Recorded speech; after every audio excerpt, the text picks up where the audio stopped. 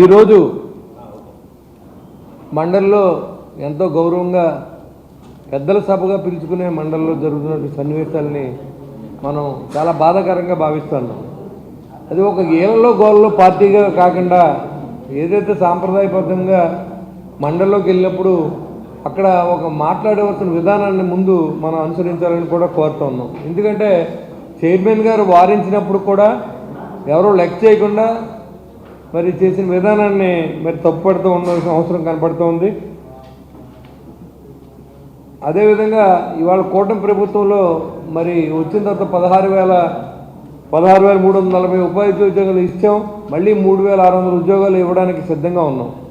అలాంటి పరిస్థితుల్లో ఇంకేం చేయలేమనే పరిస్థితుల్లో వాళ్ళు ఏదో రకంగా గొడవ చేయాలి, సభ జరగనివ్వకూడదనే విధానంగా చేసే ప్రయత్నం చాలా బాధాకరం. రాష్ట్రానికి మంచి జరుగుతున్నప్పుడు మనం సపోర్ట్ చేయాలి. రాష్ట్ర నిధులు దుర్వినియోగం పడినప్పుడు, రాష్ట్ర ప్రజలకు అన్యాయం జరిగినప్పుడు మనం ప్రతిపక్ష పాత్ర పోషించి మాట్లాడాల్సిన అవసరం ఉంది.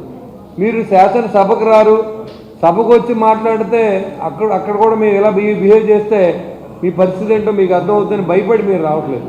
కానీ మా సభ్యులు అలా కాదు, ఖచ్చితంగా వచ్చి అక్కడ సాంప్రదాయాన్ని పాటిస్తూ ఉన్నారు. మీరు కూడా అదే సాంప్రదాయాన్ని పాటించాలని కూడా నేను కోరుతూ ఉన్నాను. తిరుమలలో నెయ్యి లేకుండా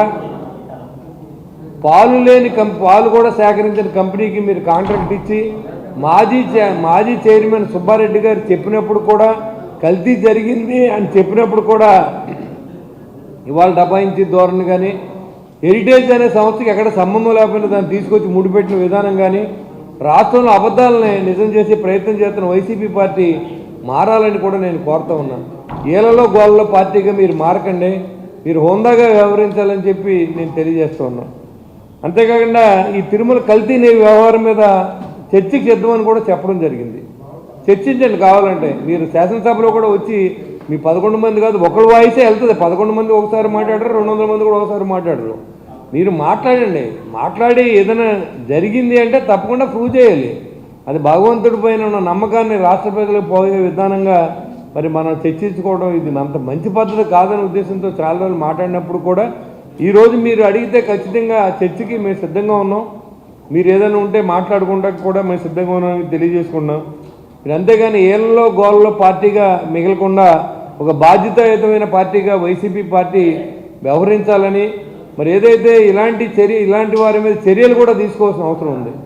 మరి మీరు చైర్మన్ గారికి చెప్తా ఉన్నా, మీరు ఎలాంటి గొడవ చేసినప్పుడు ఆ సభ్యుల మీద చర్య తీసుకోవాలని నేను మరి ఏదైతే మండలి చైర్మన్ గారిని కూడా నేను కోరుకుంటూ మనం బాధ్యతగా వ్యవహరిద్దాం. రాష్ట్రం పట్ల, ప్రజల పట్ల నిబద్ధతగా వ్యవహరించాలి.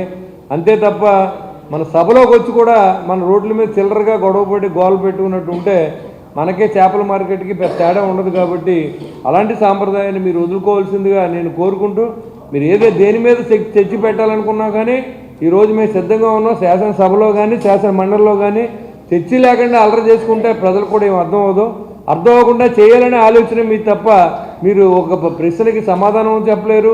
మీరు జరిగిన తప్పు ఏంటో దానికి నిలదీసి అడిగి దాని ఆన్సర్ కూడా చెప్పించుకోలేని పరిస్థితుల్లో ప్రజలు కన్ఫ్యూజన్లో తీసుకెళ్ళొద్దని చెప్పి నేను మరొకసారి మిమ్మల్ని కోరుకుంటూ, మరి ఈ అవకాశం ఇచ్చిన ప్రెస్ మిత్రులందరికీ, రాష్ట్ర ప్రజలకి, శాసన మండలి శాసనసభ్యులకు అందరూ కూడా నా ఉదయపూర్వ నమస్కారం తెలియజేస్తాను.